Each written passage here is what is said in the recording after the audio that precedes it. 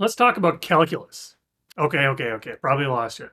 But let's talk about a type of calculus or one little aspect from calculus. Calculus is basically, among other things, it measures things that are relative to each other, how things change. So let's use one specific example that we're all familiar with.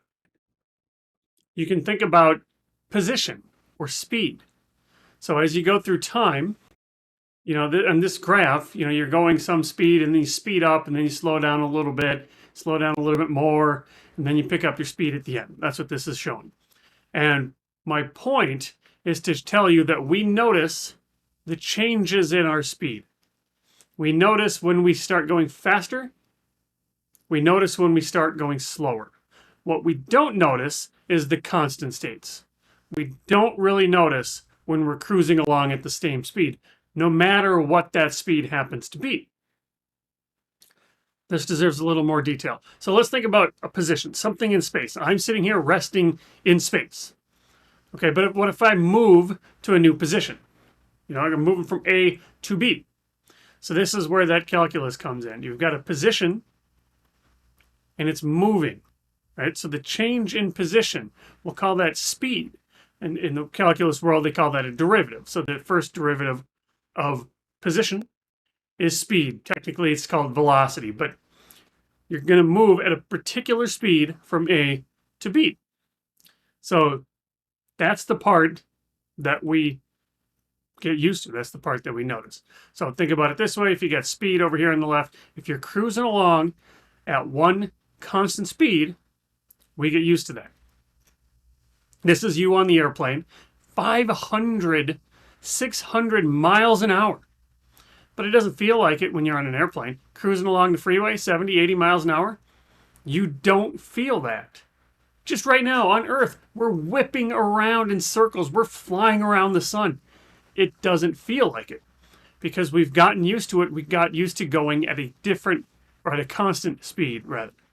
Now, you could think of this as, well, what's the next derivative? So the change in position is called speed, and the change in speed is called acceleration. So if your speed gets faster, the acceleration, you do notice that. The flip side is true as well. You notice when you get slower. So we notice deceleration. Okay, what does any of this have to do with life or money? Why do you care?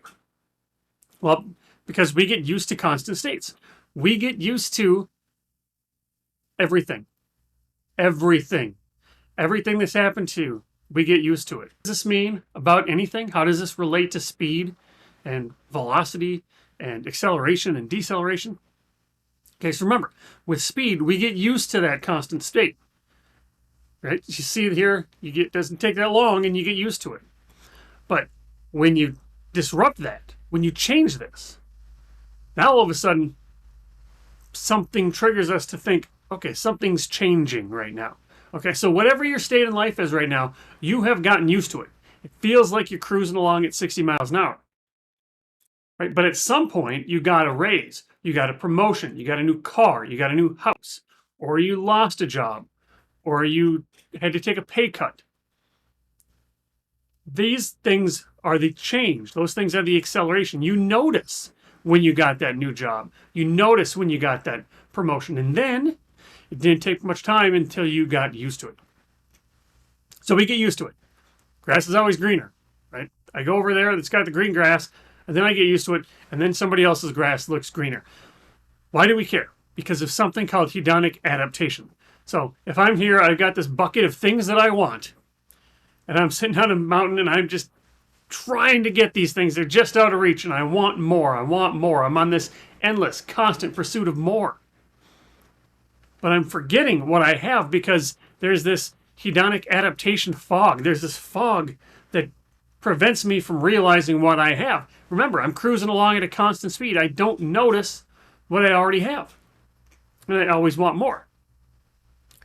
Now, the antidote is to lose the fog and see that we actually do have a lot of things if we can shift our attention and be grateful for what we already have.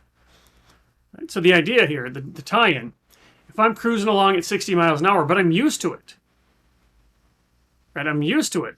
So if I act as if I'm not moving, that's dangerous.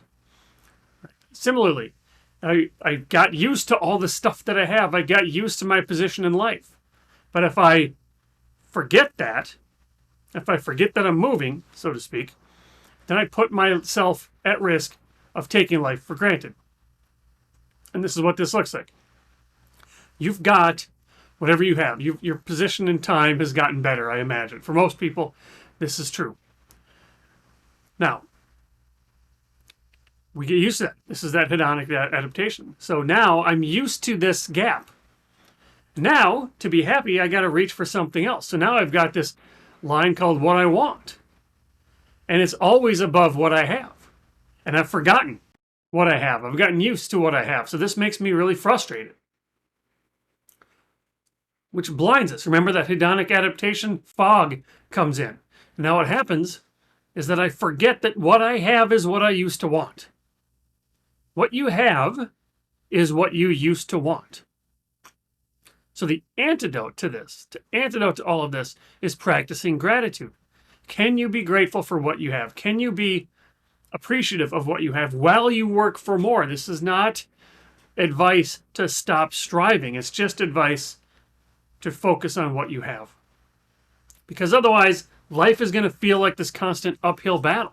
And I can never get ahead. And look how much work I have to do. But unless I put this in perspective, if I don't take the gratitude perspective, zoom out, and take a look at my life, I might be in a constant state of frustration. So you've got a lot more going to than you think. You've just gotten used to it. You're cruising at 60 miles an hour and it doesn't feel like you're moving. Take some time and appreciate the fact that you're moving. Take the time to be grateful for what you have. You get one life. Live intentionally. Greetings, Derek again. Thank you so much for watching. If you want to learn more, please head to meaning.blog, and there you can learn about all things related to money and mindset and purpose and meaning. And you'll be able to find out how we might be able to work together. You'll find more articles. You'll find links to videos. You'll find online courses, all kinds of things to get you going on your journey towards living more intentionally.